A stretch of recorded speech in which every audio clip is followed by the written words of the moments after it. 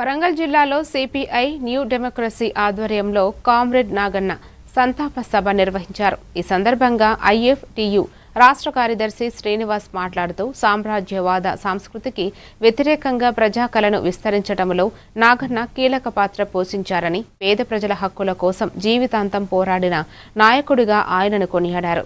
కార్యక్రమంలో పలువురు పార్టీ, కార్మిక సంఘాల నాయకులు పాల్గొన్నారు. ఇవాళ అరుణోదయ నాగన్న సంతాప సభ జరుగుతుంది.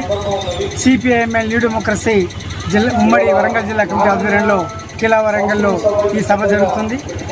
కామ్రేడ్ నాగన్న 1975 ఆ ప్రాంతంలో ఆ సాంప్రదాయక వృత్తి నుంచి ఒక పాలేరుగా కూలీనాలి చేసుకున్నటువంటి ఒక కూలీగా చివరికి ఒక టైలర్ వృత్తి శిక్షణ పేరుతో విప్లవోద్యమంలోకి అడుగుపెట్టినటువంటి కామ్రేడ్ నాగన్న దాదాపు 5.5 దశాబ్దాలుగా మడమ తిప్పకుండా విప్లవ సాంస్కృతికోద్యమంలో ఒక కీలకమైన పాత్ర పోషించాడు.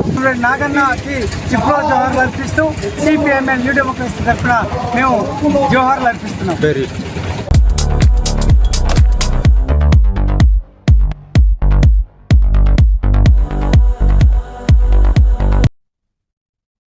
మరిన్ని డీటెయిల్స్తో మళ్ళీ